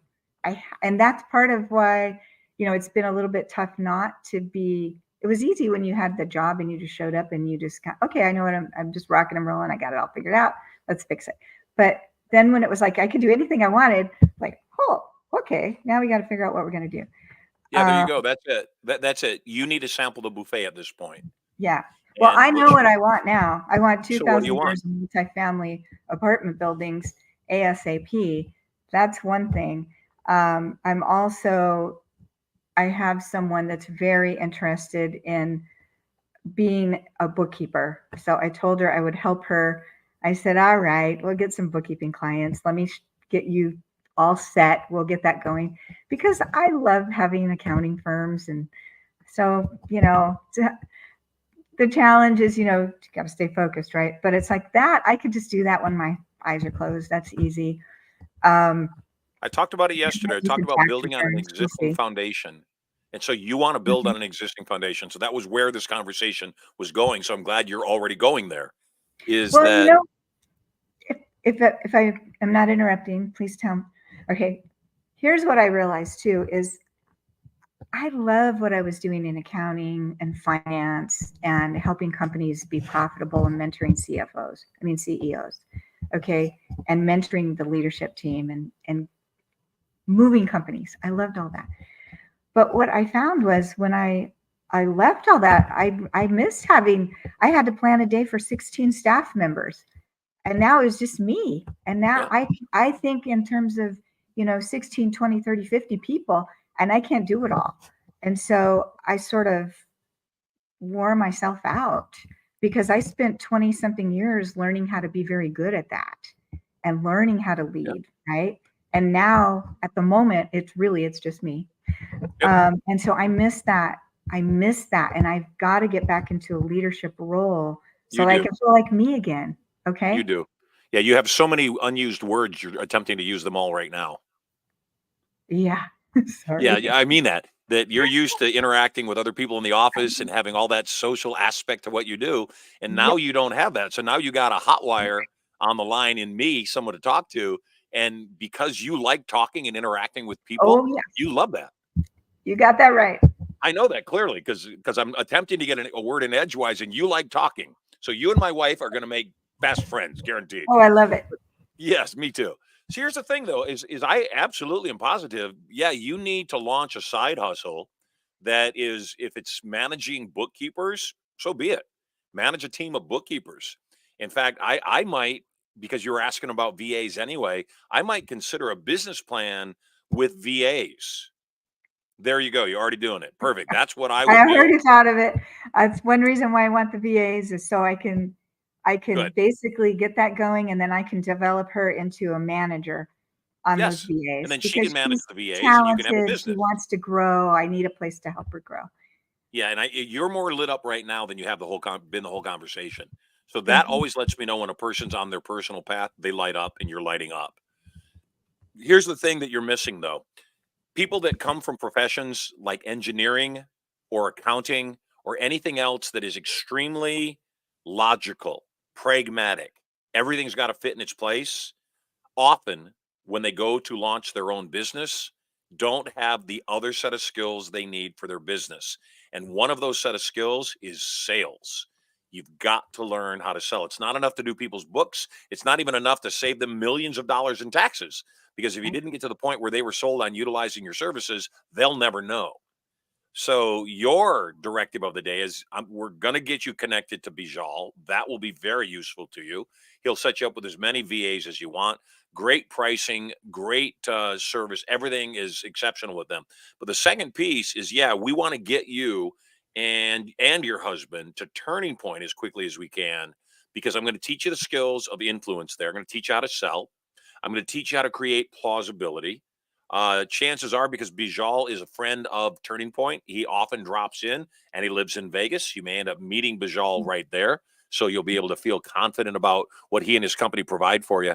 And beyond all of that, the bigger challenge for you is not only learning how to sell, it's replacing whatever income you had, having more joy in your life, Yeah. but also having more time with your family member. Yeah. And that is the bottom line on where you need to go is I want today to be the day that you've decided, yes, I'm launching an accounting firm. That's what we're launching. It's my expertise. It's what I like. I don't want to sit at a computer. I want to be able to go. Do you have grandbabies yet? I do. I have two of them. Look at you light up again. Marshall, I've got to get my multifamily portfolio going. That's why I left accounting. I have to get it going. How many properties do you own right now? I've got 2 right now. They're not apartment buildings. Oh no, So I've 2 got single 4. family homes. I have 4. They're single family homes, but Good. I'm ready. I learned it all. I just need to do it, right? You did. What has honestly been slowing me down besides the physical is I'm stubborn about it, I guess. I really want some cash flow coming in, and I still want to feel like I'm helping people with the financial side of their Well, business. again, you don't want to let go of accounting. I What you think wanted you to let got go it. of was working for other people. You got it. Yep. No, you like it. I And get I it. I can love do both. chess. I know I can. I just need the VAs to help me.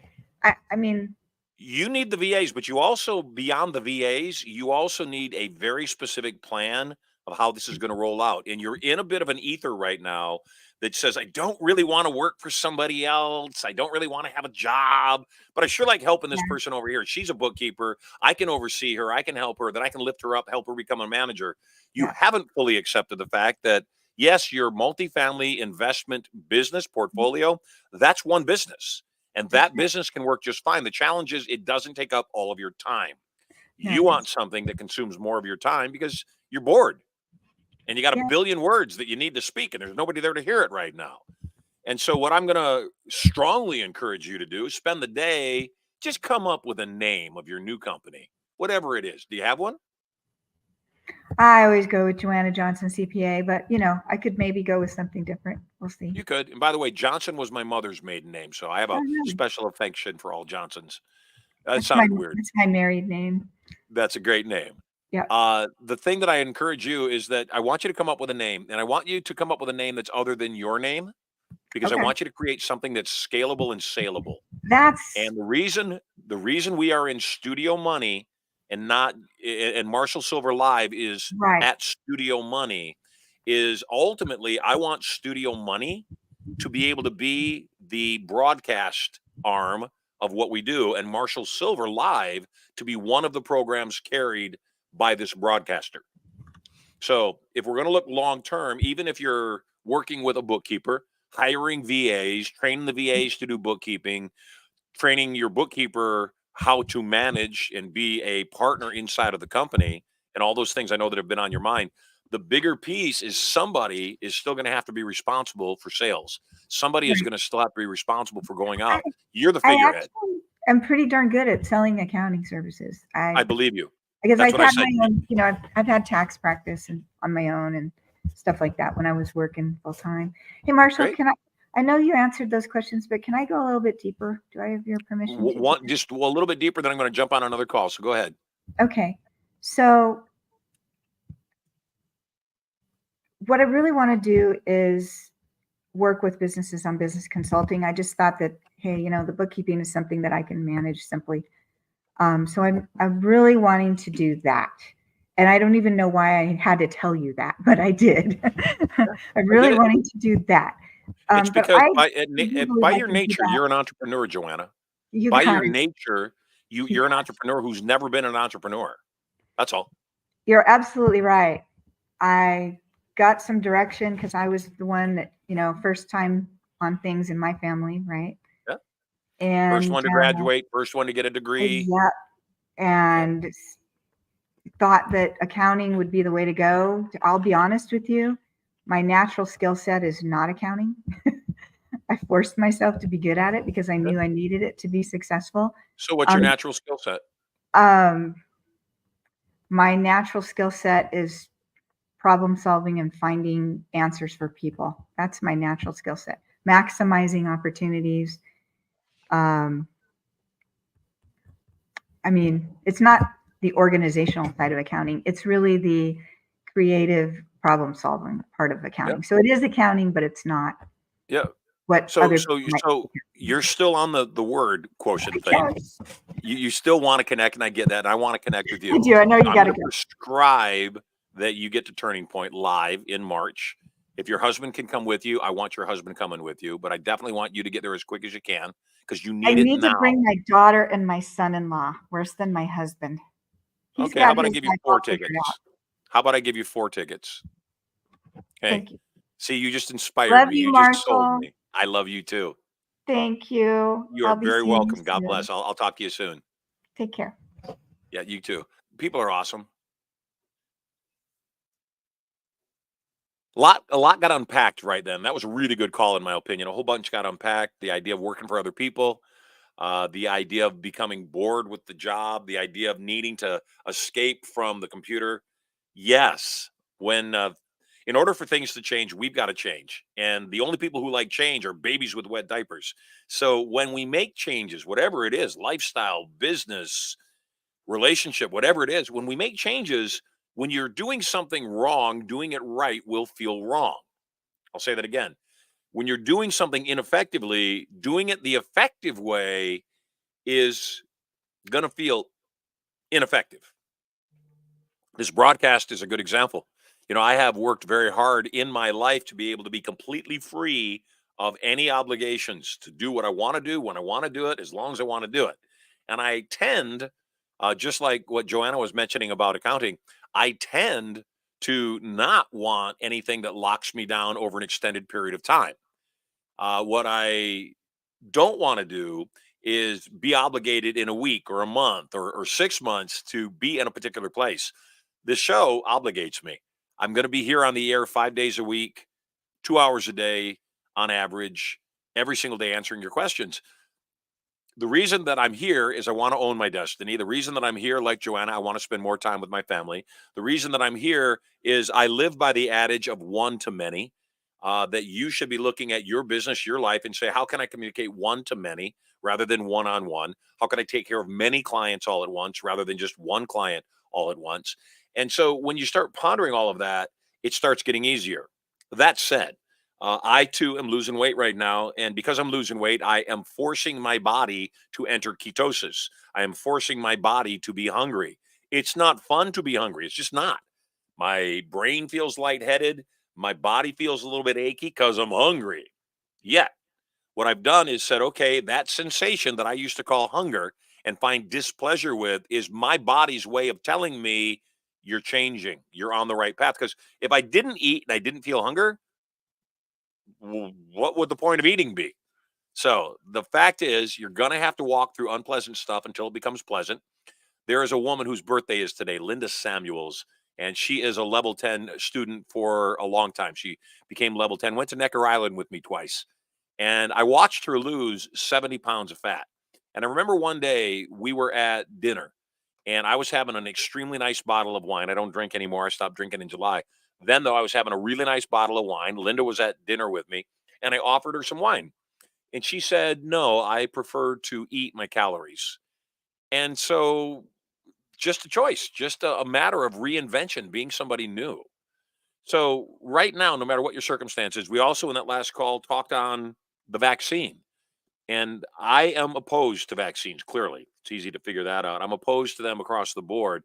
When my son Sterling was born, I've had a couple of vaccines in my life. I believe I had the polio vaccine as a kid, maybe a couple other ones. When my son was born and we took him to the doctor gave him his vaccines and we thought he was done. Then he came back for a checkup. The doctor said, all right, we've got to take care of the rest of the schedule. And I said, the rest of what schedule? And he said, well, he's got 32 more shots that we need to give him. 32 more shots? What the heck? What the heck? He said, modern medicine. I said, no, that's modern abuse. He's not getting 32 more shots. Tell me what the shots are. And he went through all the shots, and maybe one of them, I said, I understand that one, but the rest of these, he's not going to be in an environment where he's going to care about any of that. We don't live in a time where, sanitation is bad and disease is rampant. But what we are living in is a time where doctors, and again, not all doctors are crooked. A lot of them are, though, like attorneys, are paid. They're compensated to give people treatments.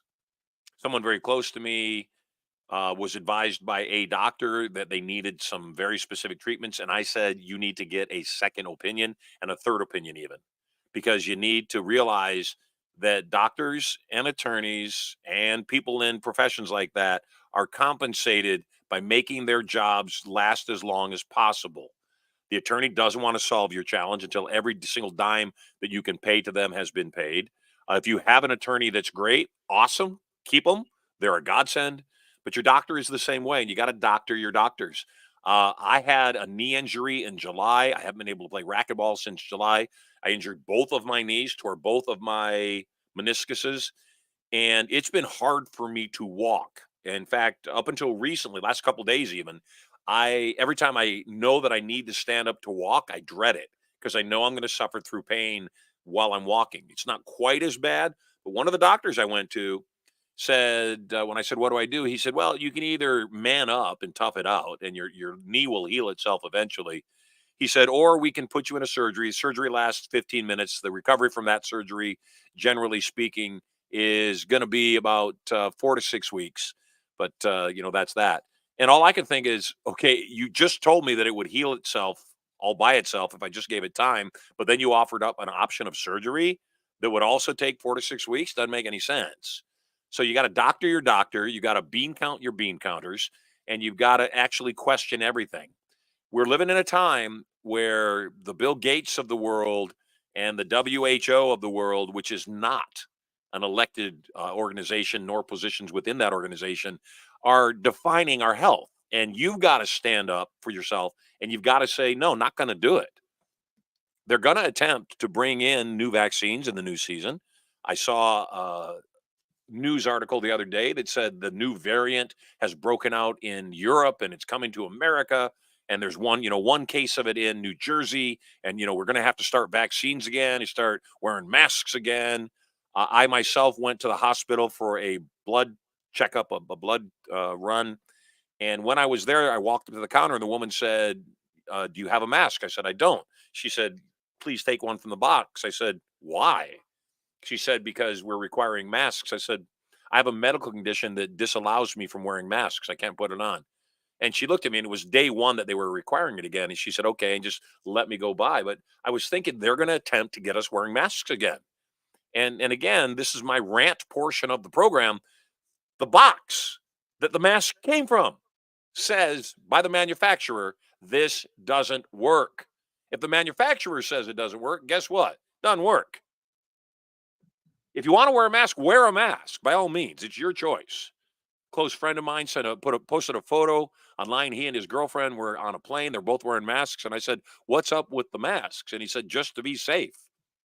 I said, "Well, if you need to just be safe, don't leave your house." I mean, if you're at a place where you're living by that level of fear, don't leave your house because you're certainly going to be safer there. But then again, don't let anything from the outside in your house either because all those things add up. It's the rant time of my conversation. If you want to get on the air with me and potentially win 10 ounces of pure Marshall Silver, let me put it on this side so that when the graphic pops up, it pops up on the other side. There it is. If you want to win 10 ounces of Marshall Silver, pure silver, you got to get on the air. The only way you can get on the air is to apply at studiomoney.info/green room. Yesterday, when we were doing the broadcast, we wrapped up. We had a bunch of people in the green room waiting to get on. KJ, you are our next caller on Marshall Sylver Live. Welcome home. Hello. Hi. Yeah, I appreciate you having me on and Nice to see you. You look beautiful. thank you. Um, my friend Melissa Stigler, she had introduced me to you and had told me about your broadcast. So I really enjoyed it. And so Alyssa thank was you. our first winner of 10 ounces of silver. Yes, she was telling me that. um, well, so my question that I had posed in on online was when you know that you personally, like me personally, I feel like I have something to give, like something great. Like I guess I have like these big grandiose visions of what could potentially be, but I know recently, how do you find those blocks? Like how do you identify the blocks to get over that hump to really walk into your destiny, walk into what you really truly meant to be doing. Sorry. No, it's okay. What's bringing up the tears? I know my recent block. I just lost my mom in November right before Thanksgiving, and I had been caring for her the last couple years, and I really put like my business, what I was doing, on the back burner and kind of jumped into something totally different just to financially sustain me. But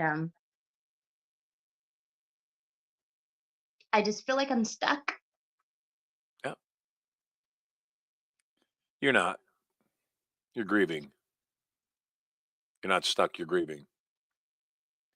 And it's okay to grieve. And I'm sorry about the loss of your mom. We can see the people that we love, our mom, our dad, our parents. We can see that the time that they have may be short and may be ending soon, and that doesn't make the ending any easier. First and foremost, thank you for loving your mother. It's important. It's really important for kids to have love for their parents, and it's really important for their parents to have created kids that do. It's a byproduct of how we treat people. Second thing I want you to know is you're not stuck, and if you were stuck, we wouldn't be on this conversation. The fact that you're doing something and looking for answers, hanging out with people like Melissa, who's highly motivated, extremely focused on things, tells me that the quality of the people you hang out with and seek to hang out with Mm. are motivated and not stuck. And no stuck person ever said I'm stuck, because a stuck person doesn't know they're stuck. So you're not stuck. You're confused. I'll give you that. You're grieving for sure. I'd definitely give you that. You're also somebody that identity is extremely important to. And the question, who am I, resonates very heavily with you and something you think about a lot. Mm. I'm looking at you. You got your hair done up beautifully, except the way that you've done your hair is unique. I look behind you, and if I'm mistaken, tell me, but it looks like you have a substantial amount of artifacts behind you. Am I right? Mhm. Yep. So you happen to love the African culture and the African heritage. Am I right? Mm. Got it. So all those things that we claim as our identity go into weighing how we respond. And part of that identity goes into believing that we are supposed to respond in a certain way, even when it's not how we want to respond. I'll give you an example from my life. My father passed many years ago. I was 32 years old. And when he died, I was walking with two of my brothers into a bowling alley when I got word on my phone that he had died. And we're talking 1994. And the moment I heard that he died, my father and I never had a great relationship. I was sad, except I didn't know how to deal with it. And so I went into the bowling alley and I started bowling. And my phone kept ringing with my little sister, who was my father's only other child. Her and I were the only ones that my mother birthed that were of that father. And my sister kept calling me, and I knew she wanted to talk to me about dad dying. And I got on the phone with her, and she said, we need to talk. I said, right now, I'm in the middle of something. I don't want to think about it. And she just kept paging me over the pager because that was her way of dealing with it. Mm. So I don't fault my sister for dealing with it in her way. I bowled a 288 that night, never bowled anything near that ever in my life, and not since. And I know that it was because I was massively focused on the game. I didn't want to think about my father's death. All I wanted to do was be busy and what we call non confront, not deal with what I have to deal with. You have siblings? I do. How many? 4. One by my mom that just passed, but I have Got it. 3 others. Are you close to the one that's also of your mother? Yes. Good. How is it, a brother or a sister? Sister, How's your sister dealing with the passing of your mom? she's About the same, huh? a little bit different, but she's kind of, there's good days and bad days right now. Yep. Yeah. Human beings, we're motion junkies. I miss my mother every single day. Even today, 11 years later, I still miss mom. You're always going to miss your mother. And it's a testament to the relationship you had. You loved her and she loved you. So, as I said a couple days ago on the program, we had somebody contact me that their friend had died. and Robert was telling me it was his best friend, and I just want to get over the grief. No, you don't want to get over the grief. You want to grieve as long as you need to grieve. It's healthy. And anybody telling you you need to get over it faster, you need to move on with your life, they're wrong. You grieve as long as you want to grieve, first and foremost. Second thing is I want you to know that there's many times in our life where we wake up and that losing somebody we love is a great way to reconsider our life, which is what you're doing. You're saying, I feel lost. And I say, no, you're reinventing, which a lot of people that reach out to me are. They're reinventing because that's what my whole business is transformation. So if I were to wave a magic wand over your head, KJ, and I were to make everything ideal for you now, obviously I can't make your mother come back to life, but if I was to make everything in your life ideal right now, what would it change?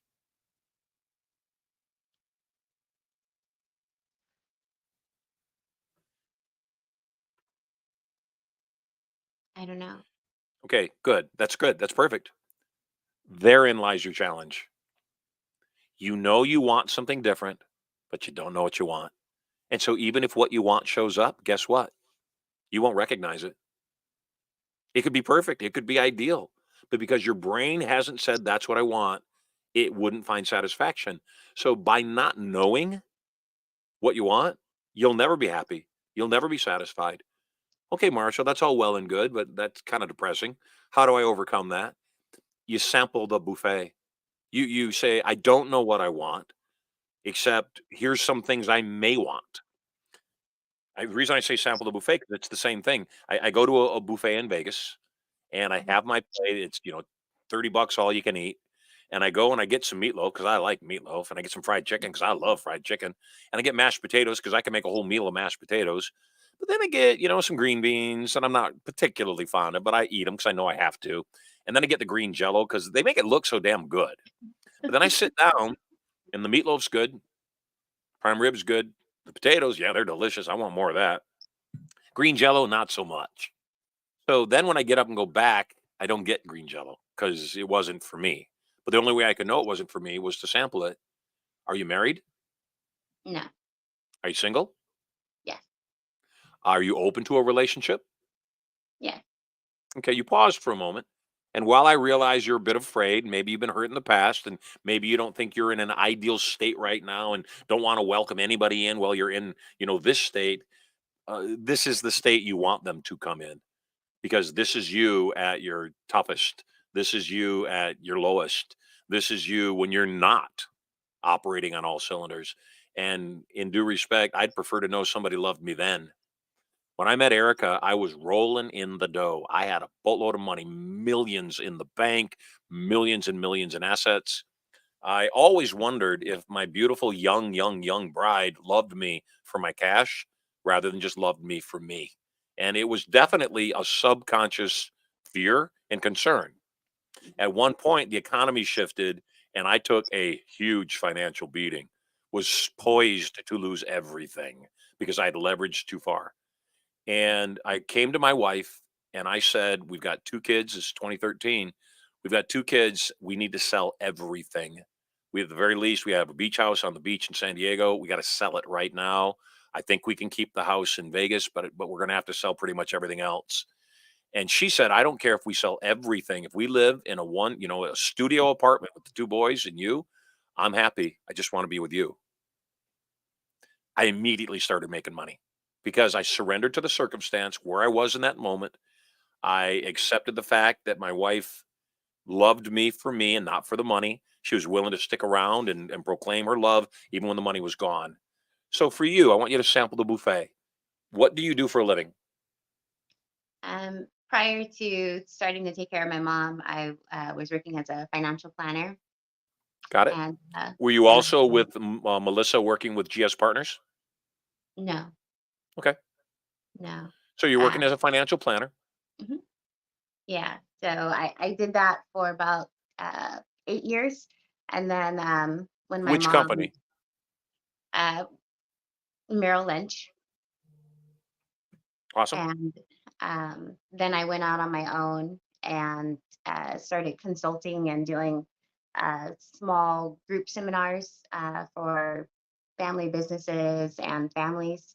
And that was easier for me to do, especially because I didn't have to do those every single day, right? Yep. I was able to kind of plan those out and work around the schedule of being with my mom. So that's what I was doing. And then when it became to be too much, I just kind of shifted completely in a different direction. And so now I literally work from home, and I can get on. I am, I guess I don't call myself a professional trader, but now I trade for a living. That's where I make my So are money. you day trading? Yes. Good. Awesome. So a few things. It sounds to me like you're willing to work. It sounds to me like you're not afraid to do the work. Sounds to me like you're definitely grieving and you need more joy in your life. People like Melissa, who care about you and love you, are going to direct you to a place like me, because a place like me is going to fill you up and help you remember who you are. Because that's what you need to do, KJ. You need to remember who you are. You are a powerful woman who gets stuff done, who loves very deeply, is willing to make yourself vulnerable for the people you care about, like you did with your mom. And you're also someone, though, that has not yet completely learned how to deal with loss. And that is the biggest challenge. And I think that that's a maturity thing. And I'm not suggesting you're immature, except you're immature in that area. Uh, there was a time when I was in relationships that my relationships would break up, and I was so opposed to breaking up a relationship, I would fight tooth and nail to get that relationship back on track. And I would get back together with my significant other, and then we'd break up again because we weren't meant to be. And then I would fight for it, and we'd get back together. And my entire life was a process of breaking up and getting back together until they wouldn't have anything to do with me.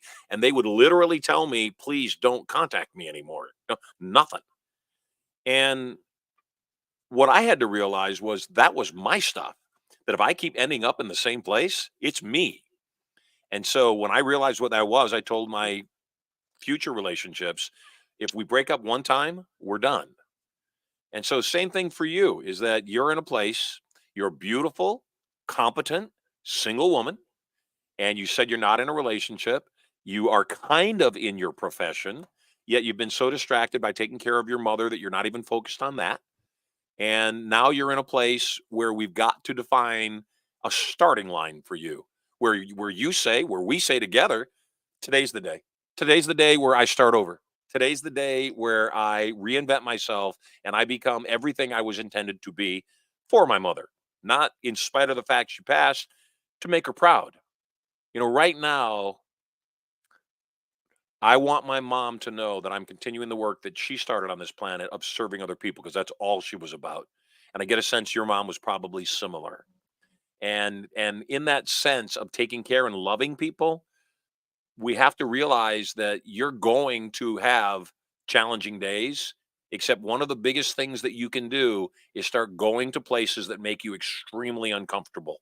Are you a public speaker? Look at that I face. That would be no, but I I'm want to not be. really comfortable in it, but I have been told several times that that is something that I should look into. Yep. Yep. I see the look on your face. It says you're not good at it right now, or at least you don't think you are what you want to be. And so, yes, I'm the guy. I've trained more multi-million dollar producing speakers than anybody on the planet. I have an unfair advantage. I understand human psychology to the point where not only do I teach people how to speak, I teach them how to run a business where speaking is the main funnel to bring in new clients. So, where are you? Where's home? Say it again. I'm sorry. Where do you live? I live in California, Northern California. Lovely. So here is the deal. Your friend Melissa told you about this show. She Yes. wants you to come spend some time with me, and I want you to come spend some time with me. So I'm going to give you 2 tickets to Turning Point. You and a guest come visit me, be with me in person. You're going to get clarity at Turning Point. You're going to get confidence back at Turning Point. You're going to learn that you can love and honor your mother without grieving nearly as much. In fact, if your mother was sitting on a cloud right now in heaven looking down at her daughter and saw how much you and your sister were grieving, what would she say? She would want me to be happy and She would say, I just love you, live my child. I life. want you to be happy. Do not grieve on my behalf. Do not be sad because of me. If that's the case, I'm a bad mom.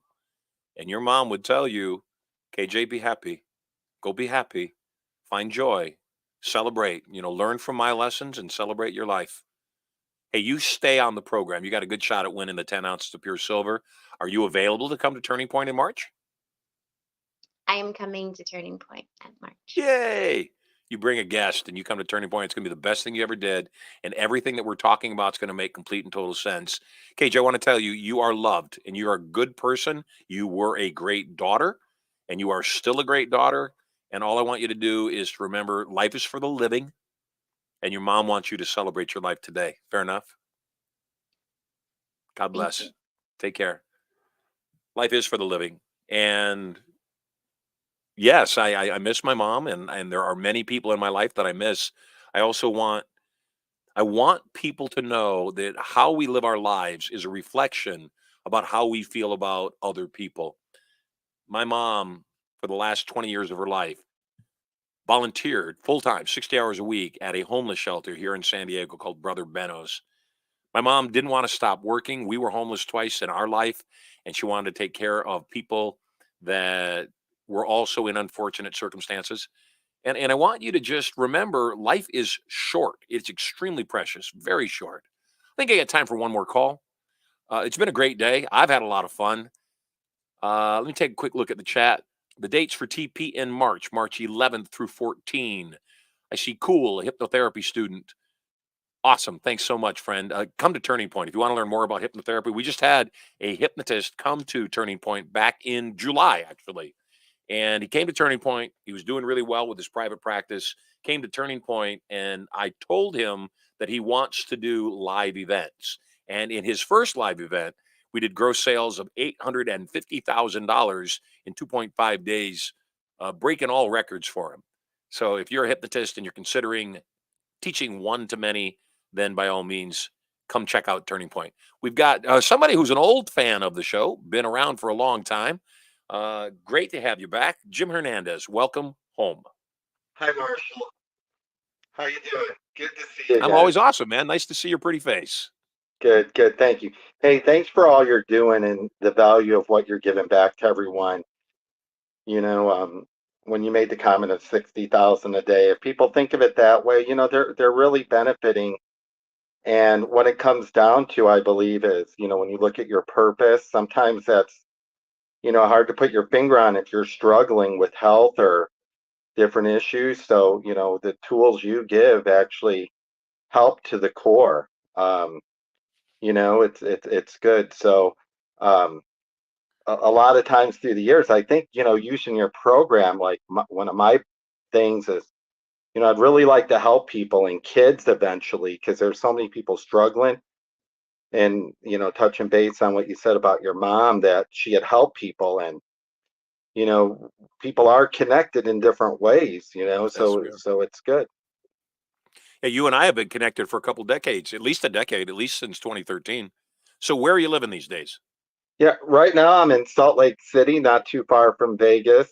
Yep. Excited to get back in the game, but I used tools that you had, helped with through the years, and overcame health issues, and I was very, very injured and hurt and misdiagnosed, and would have been dead if I would have done different things, but I followed through with using the power of the mind and healed and got the right surgery, and went to like a law enforcement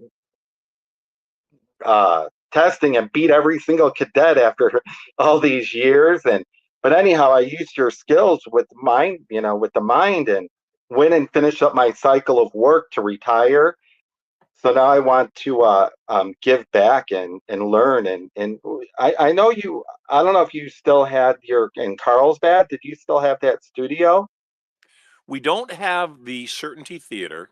In Okay. COVID, we put about $1 million into renovations on Certainty Theater, and the landlord was able to leverage it out from underneath us because of COVID.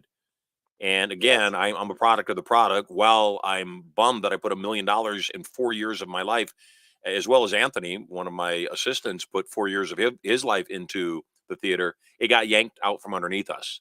So the fact of the matter is, it's gone. The Well, other side of the coin, though, is everything happens for a reason, and it serves mhm, us. And so the theater, well, not ours anymore. It had no parking. It was built with no foundation. I came to find out the building built in 1927 had no concrete underneath it. It was just wood over dirt. And worse, the walls of this 2.5 story building, this theater built in 1927, didn't have any framework in it. It was just clay bricks stacked on clay bricks with a tin roof over the top. And every time I went into that theater, I had in the back of my mind concerns. And then one morning, maybe because it was in my mind, I had a dream that my children were doing their show, kid show, inside the theater, and there was an earthquake and the right, building started to fall. And so, on a subconscious basis, there was a part of me that knew I needed to find a new building. And I certainly didn't want my children in there every single day doing their show and put them in harm's way. So, everything happens. If we really dig down on a subconscious level, everything happens. Um, my knees got injured playing racquetball. Wife and I played racquetball every single day. And when both of my knees got injured and I couldn't move, and I started doing some research, one of the undeniable things I had to look at was the extra weight I had put on since my heart surgery. yeah, And I just said, got to take it off, no matter what it takes. And if I have to go through a couple of months of feeling sick, because I'm causing myself to burn the calories and staying in ketosis as much as I can, then that's what I got to go through. And so I think that sometimes people don't want to pay the price. They know what the investment is, but they don't want to pay it. And so much like you getting ill and me going through open heart surgery, I believe everything happens for a purpose. And the greater that thing that we go through, whether it's open heart surgery or your sickness, there's a reason. And as much as we might not want it, and it might inconvenience our life, and I've not been different since I've not been the same rather since my open heart surgery. I am different. My body's different. I feel different. It's not the same yet. There's a benefit and a bonus in there. So, yeah. what was your question? Well, it goes back to the original jumping when you're talking about finances, jumping over dollars to save dimes.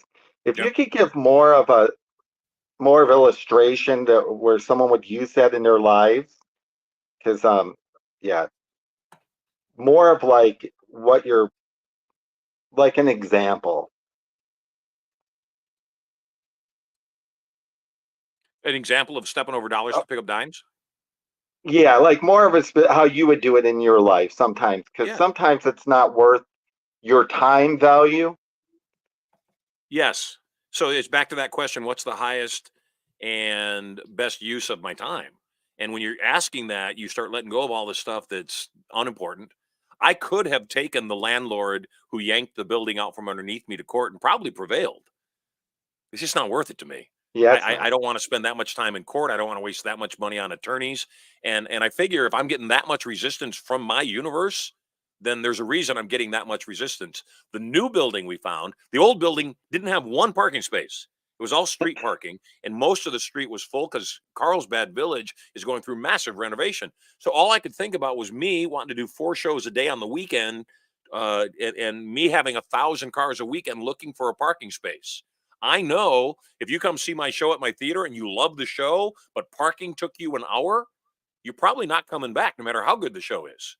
And since I couldn't change the parking circumstance there, the new building I'm looking at has 125 parking spaces. Not to mention, it's in an area that there's street parking that nobody else is using.